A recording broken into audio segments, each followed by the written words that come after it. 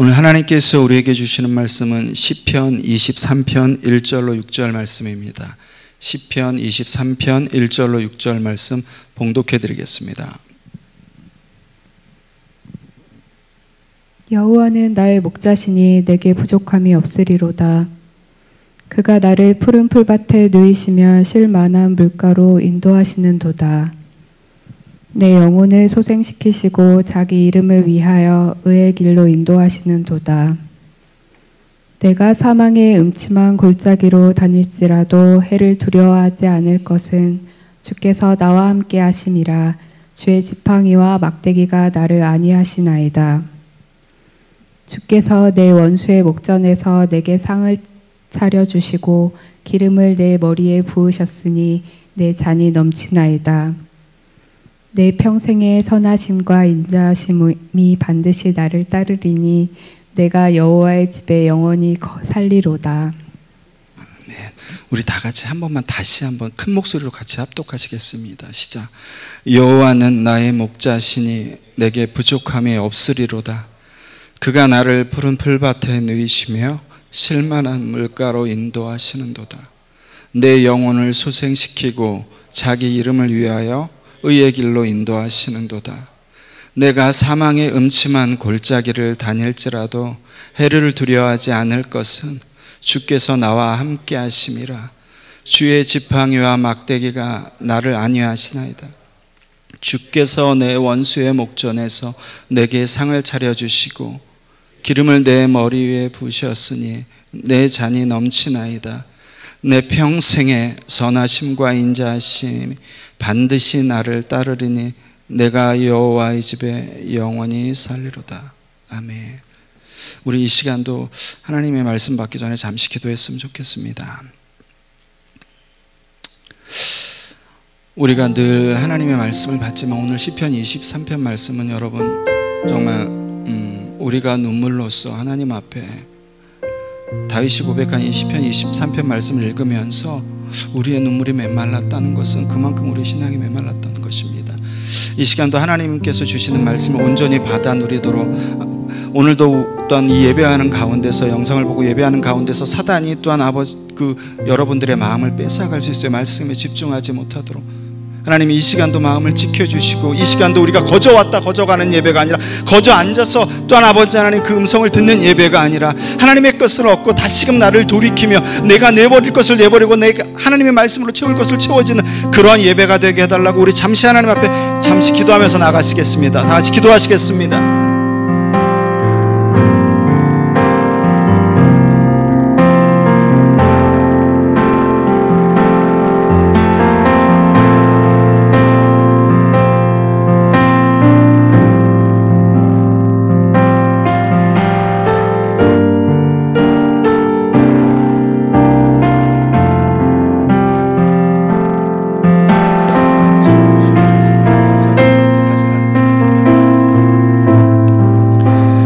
아버지 하나님 오늘도 이 예배를 드리게 인도하여 주셔서 감사합니다. 아버지 하나님 비록 예배당에 많은 사람이 없을지라도 또한 아버지 하나님 그것에 매이지 않고 지금까지 묵묵히 하나님께서 맡기신 일을 또한 그 사역을 감당하며 때로는 힘들고 때로는 지침에도 끊임없이 그 사역 가운데 또한 나아가고 준비하는 우리 버팀 팀원 한 사람 한 사람의 간사님들을 기억하여 주시옵소서. 또한 하나님께서 다윗이 고백한 것처럼 아버지 하나님 이들의 삶이 영원히 하나님의 토부와 헤세드가 선하심과 인자하심이 이들의 삶을 지배하게 하여 주시고 오늘도 말씀을 듣는 아버지 하나님이여 그 모든 하나님의 자녀들과 하나님께서 찾으시는 그 예배자들 가운데도 오늘 또한 이 버팀 또한 아버지 하나님 예배에 참석하지 못한 간사님들 머리 위에도 동일한 은혜가 임하게 하여 주시옵소서. 그렇게 행하신 하나님을 기대하며 감사하며 이 모든 말씀 살아계신 우리 주 예수 그리스도의 이름으로 기도드렸습니다. 아멘.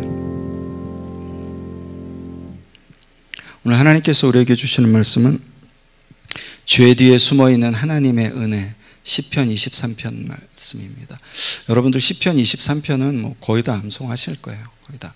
그리고 설교로도 굉장히 많이 들으셨을 것입니다. 여러분 이 시편 23편은 여러분들이 읽으시기 전에 다윗이 쓴 시라는 건 전부 다 아시죠, 그죠? 다윗이 처음에 여호와는 나의 목자시니 내게 부족함이 없으리라는 고백을 해요. 그리고 그 고백을 하면서 왜 자기가 부족한지 아는지를 계속해서 서술해 나갑니다. 그리고 마지막 절에 가서 내가 부족하지 않으니까 어떻게 살아야 되는지를 다윗이 시편 23편을 통해서 얘기하는 거예요. 여러분이 23편, 시편 23편 읽을 때 네 가지 사진을 기억하셔야 돼요. 푸른 초장, 사망의 음침한 골짜기, 하나님께서 베푸시는 상, 잔치상, 그 다음에 여호와의 집을 머릿속에 넣으시고 읽으시면 훨씬 더 좋습니다. 훨씬 더. 저는 그달 그 정기 예배가 한 일주일 정도 남기 전서부터 다음 달 말씀을 준비합니다. 말씀을 놓고 기도합니다. 왜냐하면 다음 달 2월 초까지 또한 찬양을 인도하시는 그 간사님에게 말씀을 드려야지만 또 간사님이 그 기도하시면서 찬양을 선곡해야 되기 때문입니다. 오늘 전할 말씀도 지난달에 말씀을 놓고 기도할 때 하나님께서 시편 23편 말씀을 주셨습니다. 그런데 저는 이제 이 말씀이 피하고 싶은 말씀이라 하나님께서 다른 말씀을 주시겠지 하면서 그냥 지나쳐 버렸어요.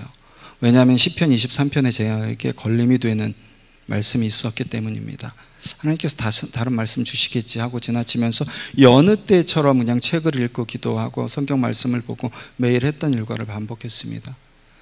그런데 제가 일상생활에서 그냥 책 보지 않고 어떠한 저는 제 방에서나 밖에 나가서 산을 바라볼 때가 많아요. 멍 때리면서. 워낙 그 시골에 있어서 그렇게 산을 바라볼 때도 하나님께서 계속 시편 23편 말씀을 이렇게 중얼중얼거리게 하시는 거예요. 그리고 다른 책을 읽을 때도, 성경이 아닌 다른 책을 읽을 때도 계속해서 시편 23편 말씀이 떠오르는 거예요. 그리고 이제 뭐 저희 11시 기도 끝나고 12시 넘어서 잠자리에 들면 저는 골아 떨어지는 스타일이거든요. 그냥 자면 그냥 골아 떨어지는 스타일이에요. 근데 누워서 계속해서 예전에 애웠던 시편 23편을 히브리 그 원문으로 해서 그걸 계속해서 기억나게끔 하시는 거예요. 그래서 하는 수 없이 하나님께서 주시는 말씀이 맞구나, 순종해야지 하면서 저희 찬양 인도하시는 간사님한테 시편 23편 본문 말씀과 제목을 보내드렸습니다.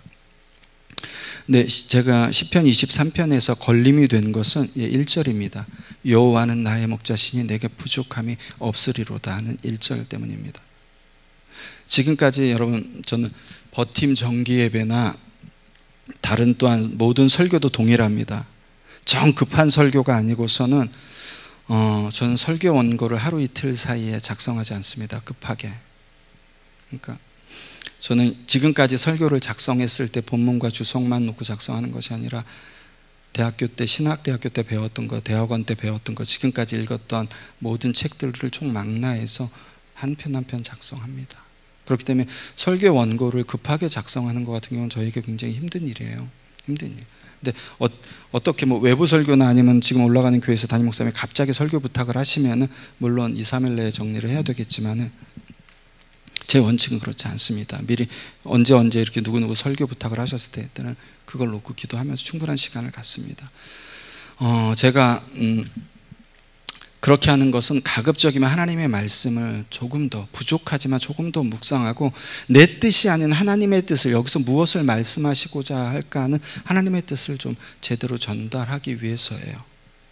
근데 이렇게 설교 원고가 작성되고 나면은 이제 그 말씀을 놓고 끊임없이 묵상합니다. 묵상하면서 또한 하나님께서 본문을 통해서 무엇을 또한 전하고자 하실까 끊임없이 묵상합니다. 그리고 또 무엇보다도 가장 중요한 것은 설교 원고가 설교문이 원고가 작성이 끝났으면은 제 삶에 가장 먼저 적용해 보려고 노력을 해요. 제 삶에 가장 부딪혀 보려고 노력합니다.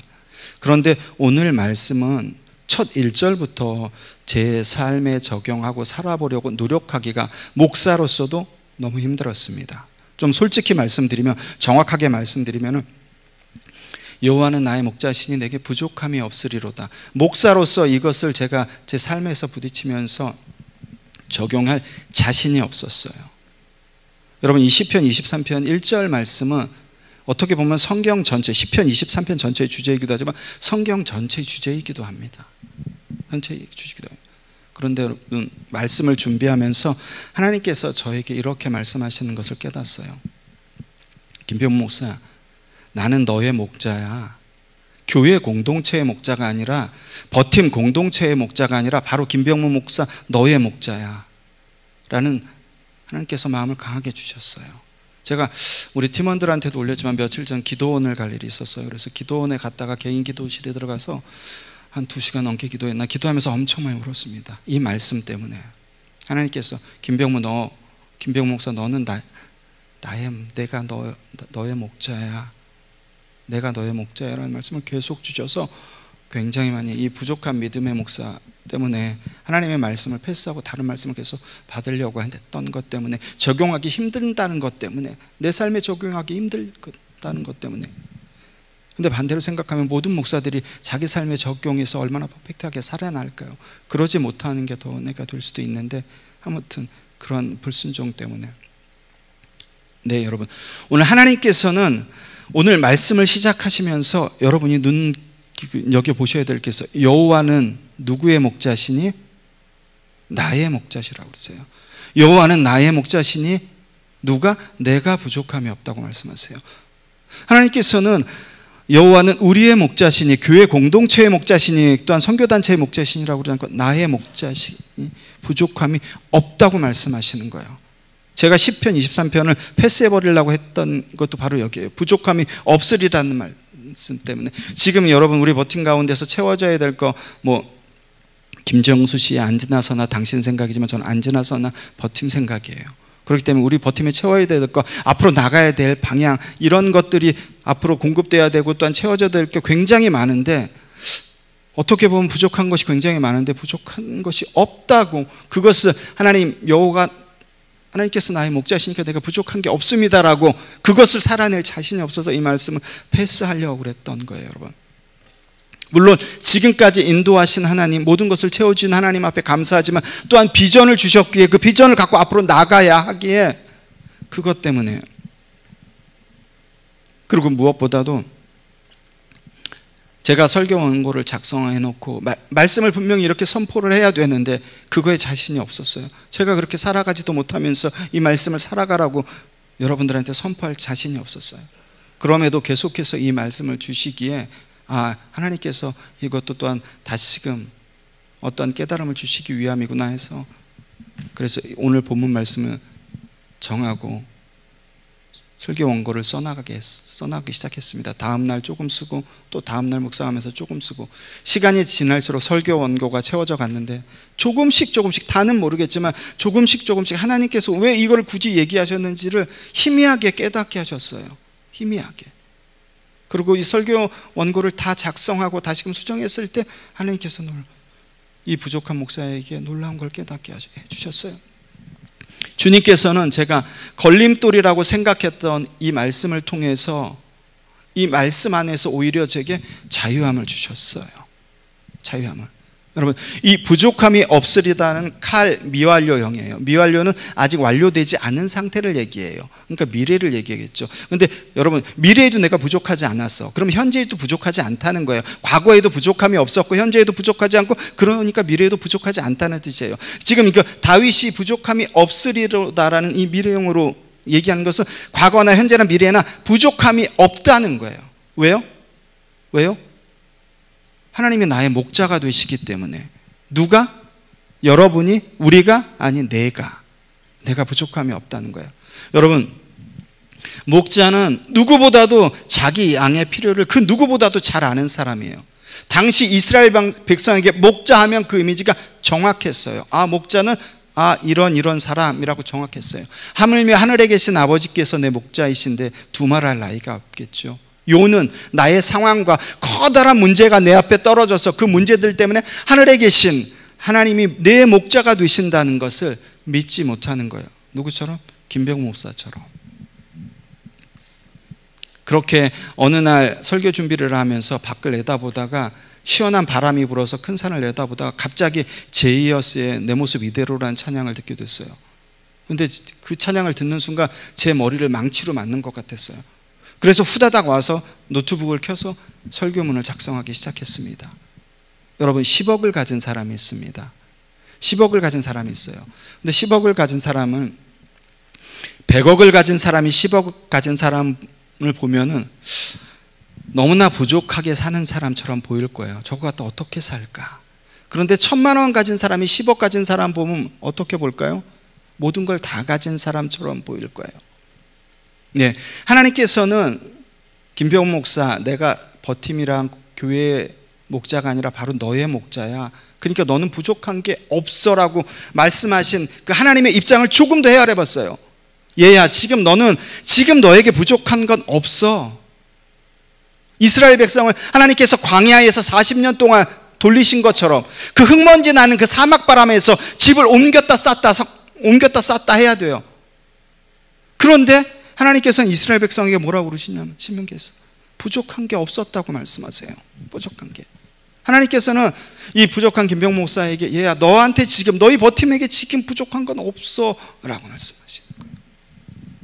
그런데 제가 세상의 기준으로 볼 때 또한 내일 미래를 생각할 때 이런 건 부족한데, 여러분 내일 일은 내일이 걱정할 것이요. 여러분 계속해서 사단은 C.S. 루이스 스크루테이프에 보면 계속해서 사단은 다가오지도 않을 미래 일을 걱정을 해요. 근데 여러분 정확한 것은 우리는 절대 하나님 앞에 서는 그날까지 내일이라는 시간을 살아갈 수 없어요. 왜? 오늘 24시간이 지나서 땡 하면은 그것은 내일이 아니라 오늘이에요. 그렇게 반복돼서 우리는 계속해서 오늘만 살아갈 수 있는 거예요. 하나님께서 내일 일은 내일 당신에게 맡기라고 하신 이유가 바로 여기 있는 거예요. 우리가 도저히 여러분 살아갈 수 없는 시간이에요. 그 시간은. 그런데 그런 걱정 때문에 하나님 앞에 부족한 것 또한 말씀을 이 부분이 거리낌이 되어서 걸림돌이 되었던 거예요. 여러분 다윗이 어떤 사람입니까? 다윗은 우리가 상상하지도 못할 부족한 것 투성이었어서 집안에서는 철저하게 막내로서 계무시를 당했고, 결혼한 첫 아내는 남편이라고 존중해 주기 전에 남편은 신앙을 무시했고, 장인은 그 사위를 죽이려고 하고, 자기가 좋아하는 여자랑 아이를 낳는데 죽어버리고, 늦게 난 아들 놈은 자기를 죽이려고 하고. 그런데 무슨 다윗이 부족한 게 없어요. 오늘을 살아가는 여러분들, 저와 여러분한테 이런 상황이 됐으면은 아마 정신질환 거예요. 근데 다윗은 부족한 게 없다고 고백하는 것이에요.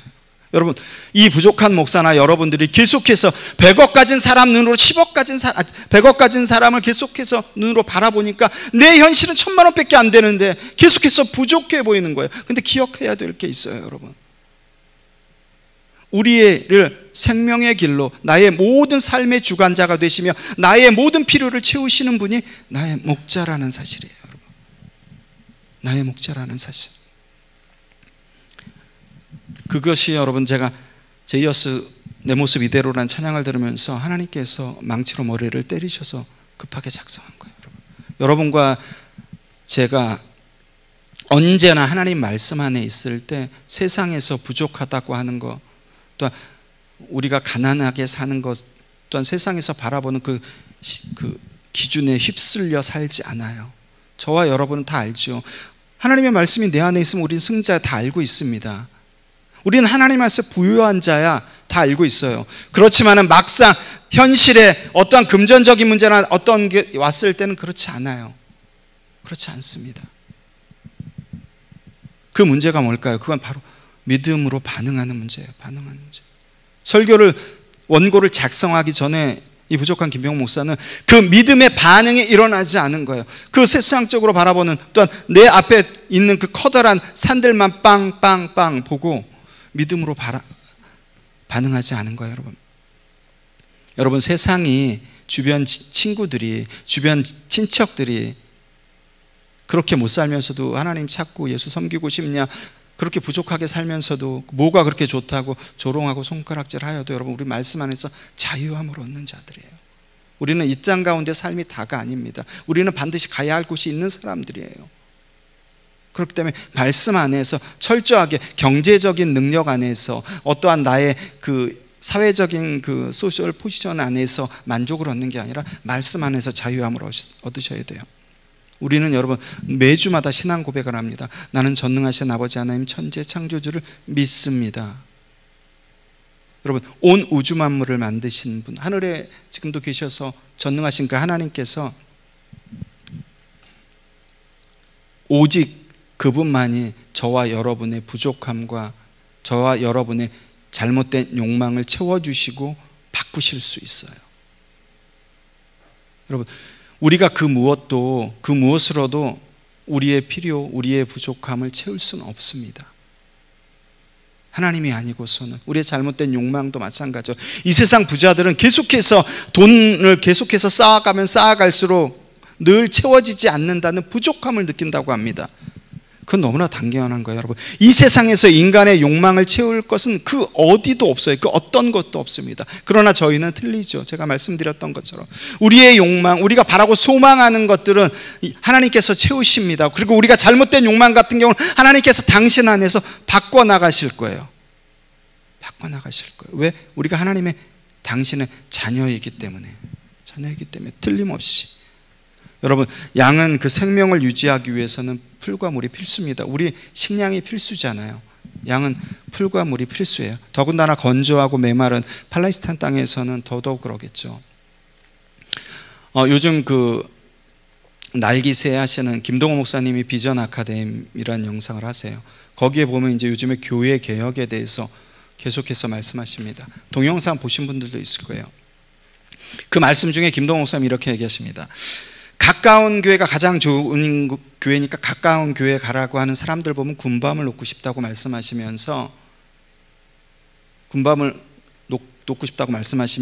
좋은 교회를 찾기 위해서 목숨을 걸라고 말씀하세요. 교회가 멀리 있어도 그 교회가 좋은 교회면 찾아가라는 말씀이에요. 저는 100% 동의합니다. 예전에 아니 그 먼 교회에서 여기까지 왜 오세요? 가까운 교회 가세요. 저는 그거에 동의하지 않았어요. 예전부터. 여러분, 우리가 해외여행 또한 신혼여행 가려고 해도 외국으로 나가고 비행기를 탑니다. 인스타나 각종 SNS에 맛집이 있으면 찾아서 가요. 하물며 내 영혼의 생명을 책임지는 좋은 교회를 찾는데, 여러분, 그거는 목숨을 거셔야 되는 거예요. 내 영혼을 위해서 먼 거리를 가는 게 결코 문제가 되지 않습니다. 여러분, 이 말은 교회가 외적으로 성장하는 게 문제된다는 소리가 아니에요, 여러분. 제가 여기 내려와서 텃밭에서 농사를 져서 채소를 키워봤지만 뭐 고추 심고 가지 심고 토마토 심었는데 잘 키우면 열매가 풍성히 맺는 게 당연한 거예요. 교회 안에서 그 목회자가 하나님의 뜻 가운데 선하게 영적으로 또한 지도하고 가르쳤으면 성장하는 게 당연한 거예요, 여러분. 당연한 거예요. 그걸 말씀드리는 게 아니에요. 제가 좋은 교회라고 하는 것은 인위적으로 부응하고 또 하나님의 말씀이 아닌 자기 뜻을 내세우고 하나님의 말씀이라고 하고 그런 교회를 말씀드리는 거예요, 여러분. 좋은 교회 찾는 데 여러분들이 목숨을 거셔야 돼요. 여러분, 내가 잘못된 교회 다니는데 하나님께서 심판대 앞에 섰을 때 하나님 저 그 교회 모르고 갔어요. 저 모르고 갔습니다. 왜 그러세요? 그래도 그때는 소용이 없다고 말씀드렸죠. 그때는 소용이 없습니다.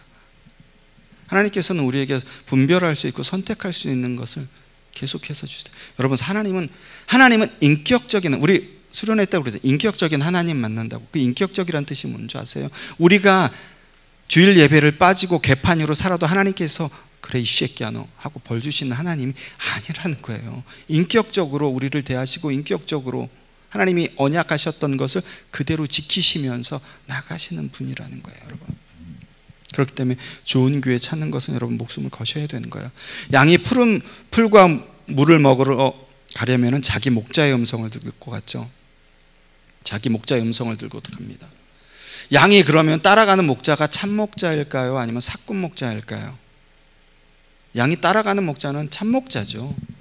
양들은 절대 싹을 받으면서 양을 그 알바식으로 치는 목자의 음성은 듣고 따라가지 않는다고 합니다. 왜요?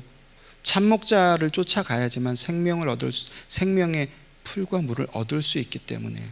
너무나 단순하죠. 단순한 논리예요.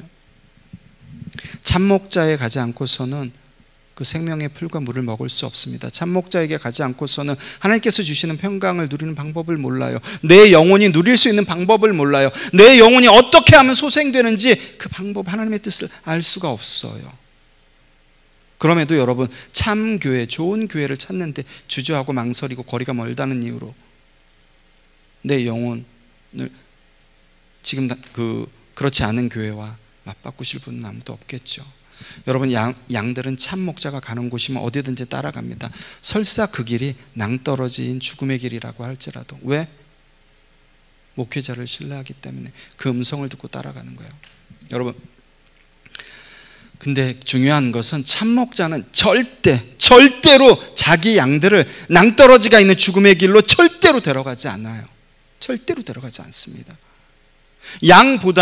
그 양보다는 내가 받는 싹 때문에, 내가 받는 사례비 때문에, 그거에 만족해서 교회에서 주는 모든 복지가 누릴만 하니까 그냥 대충 양치고, 대충 새벽 예배 설교하고, 대충 말씀 그냥 속으로 해서 풀어서 설교하고, 그런 목자라면 모를까? 참 목자는 절대 데려가지 않습니다. 죽음의 길로. 마찬가지입니다. 하나님께서 우리의 참 목자가 되신다는 것은 내 상황이 어떻든, 내 문제가 어떻든 간에 그 참 목자이신 하나님께서 그 문제보다 더 크신 분이기 때문에 그것은 반드시 그분을 믿고 가셔야 되는 거예요. 이 부족한 목사처럼 거기서 포기하고 돌리려고 하시지 말고, 이러한 믿음이 될 때 여러분, 다윗처럼 제가 아까 말씀드렸죠. 그런 상황에서도 지금 이 시편 23편 압살롬에게 쫓기는 상황이잖아요. 그런 죽음의 상황에서도 여호와 나의 목자시니 부족함이 없다라고. 여러분, 우리 한글은 여호와는 나의 목자시니 내게 부족함이 없으리로다고 하지만 히브리어 아도나이, 로이, 로, 에으사르 하면은 그 단어가 다예요.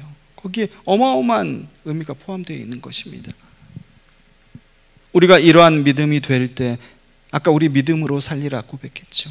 오직 의인은 믿음으로 말미암아 살리라. 우리의 입술의 고백이 아니라 여러분, 그것이 나의 심령의 고백이 되게 하셔야 돼요.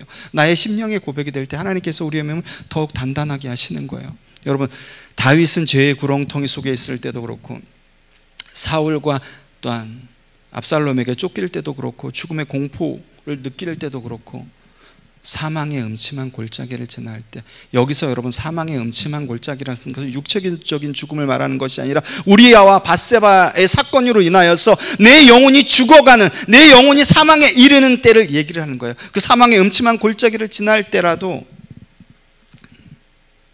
두려워하지 않는다고 고백하는 거예요. 여러분, 개역개정에는 생략됐지만 히브리 원문 보면 4절은 감키라는 접속사로 시작해요. 비록 어떤 때는 내가 사망의 음침한 골짜기, 영적으로 그런 암흑기, 그 죄에 매여서 그런 시기를 지나가지만 그럼에도 두려워하지 않고, 숨지 않고, 하나님 앞에 나가지 않고, 그런 것을 두려워하지 않는다는 거예요. 하나님 앞에 나간다는 거예요. 왜냐하면 키 아타임만이 나와 함께 하시기 때문에. 누가? 주께서. 주님이 나와 함께 하시기 때문에 어떠한 죄를 지었더라도, 어떠한 두려움 가운데도 하나님 앞에 나간다는 거예요. 주님이 나와 동행하시기 때문에 내가 저번 주에 저지른 죄, 내가 과거에 저지른 죄는 나에게 아무런 거리낌이 되지 않는다는 거예요. 왜? 그분이 나의 목자시기 때문에. 목자시기 때문에 내가 그것을 두려워하지 않는다는 거예요. 죄 뒤에 숨어서 하나님 앞에 나가길 꺼려하고, 그 죄로 인하여서 날마다 얽매여서 살아가지 않는다고 고백하는 거예요. 여러분, 목자들이 양을 인도할 때는 평지로만 인도하는 게 아닙니다. 산과 골짜기, 험한 길이 가야 할 때도 있어요. 근데 양들은 전혀 두려워하지 않아요. 왜? 양들은 근시니까 앞에밖에 못 봐요. 맞아요. 그렇지만 궁극적인 이유는 자기 참 목자가 함께 하기 때문에 어떤 길을 가더라도 그 길을 쫓아가는 거예요. 어떻게? 그 목자를 믿음으로. 저와 여러분이 걸어가야 될 길이 있어요. 물론 우리 눈에, 우리 인간들도 근시한 적입니다. 저도 마찬가지로. 보지 못하지만 어찌됐든 그 길이 험한 길이라고 할지라도 이 세상 어떤 목자보다도 가장 뛰어나신 하나님께서, 그 참목자이신 그분께서, 삼일체 하나님께서 우리를 인도하시기 때문에 우리는 절대 그 낭떠러지로 떨어지거나 절대 다른 길로 가서 빠져 죽거나 할 일이 없습니다. 왜냐하면 여러분, 나는, 여러분은, 솔미는 하나님의 양이에요. 그리고 그분은 내 목자가 되시기 때문입니다. 우리 주님께서 한 마리 양이 실족했을 때 99마리 놓고 한 마리 양 잡으러 가죠. 그 당시 양이 한 마리로 치면 얼마 되지 않았어요. 근데 그 찾은 양으로 말미암아 어떻게 잔치를 베푼다고 얘기를 해요. 손해나는 장사죠. 우리 주님이 어떤 부분에 대해서 우리를 당신이 인도하시는 길로, 너 신앙생활 잘했으니까, 너 믿음으로 나왔으니까, 너 헌신하고 헌금 많이 했으니까 그런 거 보고 인도하시는 분이었으면 예수님은 그 한 마리 양을 구해오시면 안 돼요. 맞질 않아요. 한 마리 양 구해서 잔치 베푸는 돈이 얼마나 더 많이 드는데, 반대로 얘기하면 우리 하나님께서, 우리 주님께서는 그런 분이 아니라는 거예요. 여러분, 그 하나님을 신뢰하고 그 어떠한 고통과 어떠한 고난과 내가 감당하지 못할 죄와 나만 아는 죄, 모든 것이 나를 쫓을지라도 영원한 목자 되신 하나님 앞에 나가셔야 돼요. 고백하셔야 돼요. 그럴 때 하나님께서 우리를 당신의 길로 인도하시는 거예요, 여러분.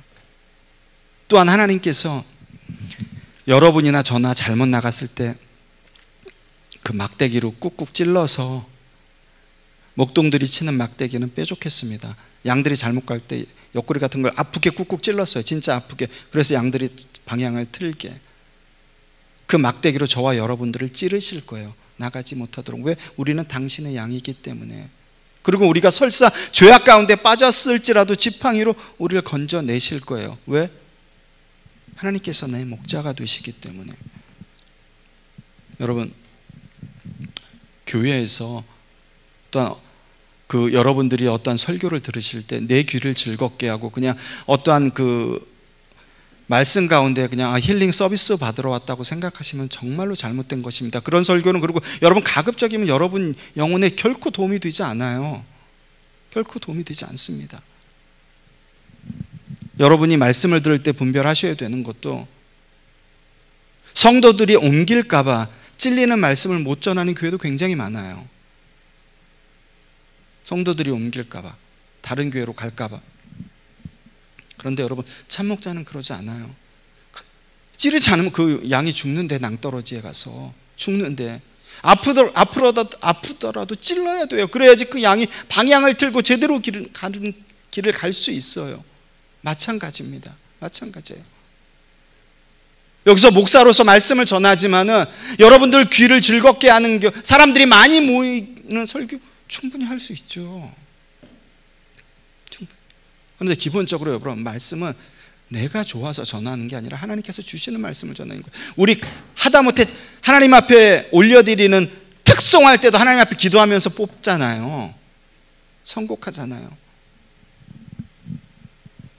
여러분의 계속해서 심령을 때리고 계속해서 여러분의 심령을 불편하게 하는, 저는 말씀을 많이 듣기를 여러분한테 추천드리는 사람 중에 하나예요. 추천드리는 사람 중에. 여러분, 우리가 어떤 길로 갈지라도 그 하나님의 지팡이와 막대기가 우리를 찌르고 또한 죄에서 건져내신다는 걸 늘 기억하세요. 우리가 살아가면서, 여러분, 우리가 살아가면서 다 잘 될 거야, 하나님께서 함께 하실 거야, 저 이런 말 굉장히 싫어합니다. 싫어요. 하나님께서 우리를 잡기를 인도하실 거야, 잘 될 거야. 여러분, 그러다 안 되면 지원 간사가 그렇게 얘기했어요. 근데 제가, 지원 간사님 잘 될 거야, 하나님께서 다 인도하실 거야. 근데 안 됐어. 그럼 어떻게 될까요? 하나님 원망하겠죠. 여러분, 어떤 부분에 대해서 잘 될 거보다는 안 될 거를 먼저 생각해서 안 될 거야. 그런데 그렇게 나갔을 때 하나님께서 해주시면 그건 감사의 조건이 되는 거예요. 은혜가 되는 거예요. 왜 하나님의 자녀라고 내가 어떤 부분에서 왜 다 잘 될 거라고 생각하세요? 그렇지 않아요. 제가 오늘 그 C.S. 루이스 스크루테이프 또 언급드리는데, 거기서 보면은 여러분, 그 삼촌 그 악마가 조카 악마한테 그렇게 얘기를 해요. 인간들한테 고난 주지 마, 힘들게 하지 마. 인간은 고난을 주면은 인간들 속성상 절대 신을 찾게끔 돼 있어, 의지하게끔 돼 있어. 그러니까 그 걔가 바라고 소망하는 대로 계속하게 이루게 해줘. 계속해서 되게끔 해줘. 그게 성공의 가도를 달리게 해줘. 그래서 지금 육신의 내 성공과 내 영적인 성공이 하나님께서 날 이렇게 받으시겠지라고 착각하게 만들게끔 해줘라고. 그렇기 때문에 여러분, 어떤 일을 할 때 잘 된다고만 생각하지 마세요. 하나님 자녀니까 잘 될 거야, 잘 된 일만 있을 거야. 그렇지 않아요, 여러분. 그렇지 않습니다. 하나님께서는 대적자들 앞에서 잔치를 베풀어 주십니다. 머리에 기름을 부어 주십니다. 여러분, 여기서 상을 차려 주시고로 하는 것은 전쟁에서 승리하고 들어온 개선 장군에게 그 영화 뭐지 보면 카페트 쭉 깔죠. 거기다 카페트를 쭉 깔아놓고 산의 진미를 음식을 몽땅 차려놓은 거예요. 누가? 왕이 차렸으니까 그 음식이 얼마나 많을까요? 얼마나 대단할까요? 그런데 여러분, 여기 여러분이 기억하셔야 될 게 있어요. 그 상을 누구 앞에서 차려주셨다고요? 원수 앞에서, 대적자 앞에서. 이게 뭐냐면은 사무엘하 17장 보면은, 여러분 사무엘하 17장 보면은 당대 최고 지략관 아히도벨이 압살롬에게 그렇게 얘기해요. 오늘 밤 다윗을 쫓아가서 죽여야 됩니다. 죽일 수 있습니다. 쫓아가서 군사를 보내서 죽이십시오라고 얘기를 해요. 근데 압살롬이 딴 때 같았으면 아히도벨의 말을 들어야 돼요. 거기 후세는 압살롬 사람이 아니라 다윗의 사람이에요. 거기에 저길로 정탐꾼으로 있었던 거예요. 근데 압살롬이 아히도벨의 그 지략을 듣고 후세에게 묻습니다. 또 그걸 그냥 했으면 다윗은 죽었을 텐데, 근데 후세가 반대 의견을 내죠. 결국 후세의 의견이 채택돼요. 후세의 의견이. 그래서 아히도벨은 뭐 고향에 가서 죽었죠. 후세가 사람을 보내서 다윗 왕 보고 빨리 피하라고 합니다. 근데 그것을 한 청년이 보고 압살롬한테 고자질합니다. 그래서 압살롬이 군사를 보냈는데 그걸 알고 다윗이 도망가서 마하나임에 이뤄요. 이방인들. 근데 다윗이 거기에 이르는데 이방인들이 온갖 음식을 차려주고 왕처럼 대접해 주는 거예요. 그것을 다윗이 오늘 시편 23편에서 원수의 대적 앞에서 하나님께서 나에게 이렇게 상을 차려주신다고 얘기를 하는 거예요. 하나님께서는 다윗, 너가 지금 쫓기는 자고 목숨이 촌각에 있지만 그렇지 않아. 결국에는 너는 승리한 자가 될 거야. 내가 너를 만인들 앞에서 이렇게 세울 거야 라고 다시 각인시켜 주는 거예요. 근데 다윗은 그것을 믿음으로 붙잡았어요. 그래서 하나님께서 내 머리 위에 기름을 부으시고 또한 내 잔도 넘친다고 표현한 거예요. 여러분, 우리가 어떠한 상황 가운데서도 하나님께서 우리가 살아가는 삶 가운데서 그 원수들 앞에서, 대적자들 앞에서 하나님께서 베풀어 놓으신 상이 틀림없이 있어요. 여러분, 근데 우리가 영적으로 눈이 어두워서 보지 못할 경우도 굉장히 많은 거예요. 여러분, 굉장히 많습니다. 내가 바라는 것이 아니니까 지금 now 지금 하나님께서 여러분, 저와 여러분들에게 우리가 생각하는 어려운 그 환경 가운데서도 하나님께서 우리에게 잔치를 배설해 놓은 것이 굉장히 많아요. 그것을 우리가 보지 못할 뿐입니다. 우리가 하나님의 말씀을 부여잡을 때 하나님께서 눈을 열어서 그것을 바라보게 하시는 거예요. 온전히 하나님과의 관계가 하나가 되어 나갈 때. 마지막으로 다윗은 영원히 여호와의 집에서 살 거라고 고백합니다. 6절은 아크라는 부사로 시작해요. 확실히, 분명히, 확실히 나는 영원히 여호와의 집에서 살 거야, 이렇게 고백하는 거예요. 무엇 때문에 다윗이 이렇게 고백할까요? 다름 아닌 주의 선하심과 인자하심이, 선하심, 토브, 인자하심은 사랑하심입니다. 헤세드가 어떻게? 평생도록 나를 라다프하기 때문에, 나를 쫓을 거기 때문에, 나를 밀어. 이 라다프란 동사는 쭉 피스톤이 나가듯 평생 쭉 미는 거예요. 끝까지 갈 때까지. 우리의 끝은 어디예요? 하나님 나라예요. 그 갈 때까지 쭉 그 하나님의 선하심과 인자심이 쭉 우리를 어떻게 밀어준다는 거예요. 라다프란 뜻은. 그렇기 때문에 다윗은 내가 영원히 여호와의 집에 거할 거라고 확신하는 거예요. 한 가정을 파탄내고 그 남편을 죽인 살인자가 이렇게 고백할 수 있는 거예요. 여러분, 우리가 여러분 어떤 죄 가운데서, 또한 어떤 내가 넘지 못하는 어떤 그 문제 가운데서 우리가 헤맬 경우가 굉장히 많죠. 여러분, 다윗과 같은 죄 안 지셨잖아. 사람 안 죽이셨잖아. 그죠? 그러면 여러분, 우리가 하나님 앞에 나가지 못할 죄가 없는 거예요. 하나님 앞에. 그 하나님께서는 우리에게 다윗과 같이 영원한 당신의 집을 예비하시고, 또한 그 길에 갈 수 있도록 쭉 라다프하시고, 또한 창세기에서 횃불 언약으로 이미 우리에게 약속해 주셨어요. 너희가 죄를 지을지라도 내가 지나가잖아. 내가 죽을 거야. 그래서 예수 그리스도께서 십자가에서 죽으셨잖아요. 우리는 여러분 하나님 앞에 보증받은 자들이에요.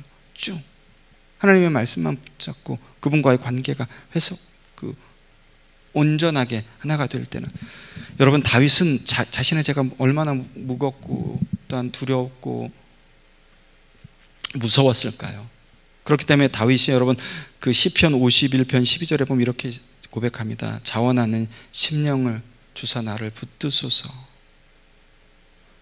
다윗은 자신의 죄 때문에 하나님 앞에 숨어버린 것이 아니에요. 하나님 앞에 이렇게 기도하고 자원하는 심령을 달라고 하나님 앞에 목 놓아 기도하고 숨어있던 것이 아니라 담대하게 그 하나님의 은혜로 하나님 앞에 나간 거예요. 여러분 그렇기 때문에 내가 한 행동이 죄라고 느낀다, 내가 한 행동이 죄야, 이건 죄인데 하나님 앞에 또 죄를 범했네, 이건 굉장히 큰 은혜입니다. 굉장히 큰 은혜예요. 아예 죄라고 느끼지 못하는 사람들이 수두룩합니다. 양심에 가책이 없는 사람들이 수두룩해요. 믿는 자들이 하나님 앞에 죄라고 느끼지 못하는 사람들이 수두룩해요. 이거 하나님 앞에 죄네, 이게 벌써 은혜의 스타트예요. 여러분 그 은혜로 말미암아 하나님 앞에 나가실 수 있는 거예요. 하나님께서는 우리 모두가 이런 심령을 갖길 원하세요. 누구나 죄를 지을 수 있습니다. 아니 반드시 모든 사람을 죄를 짓는다는 것을 하나님께서 너무나도 잘 알고 계세요. 그렇지만 그 죄에 매여서 허덕이면서 하나님 앞에 나오지 못하는 거, 하나님과 점점 멀어지는 거 하나님께서 절대 바라시는 게 아니에요.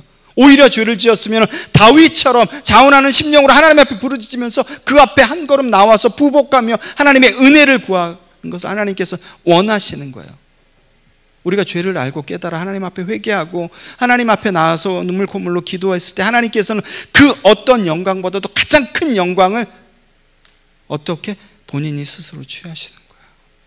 누굴 통해서? 나를 통해서. 우리가 올려드리는 게 아니라 그런 삶을 살아가는 우리를 통해서 당신이 최고의 영광을 받으시는 거예요. 여러분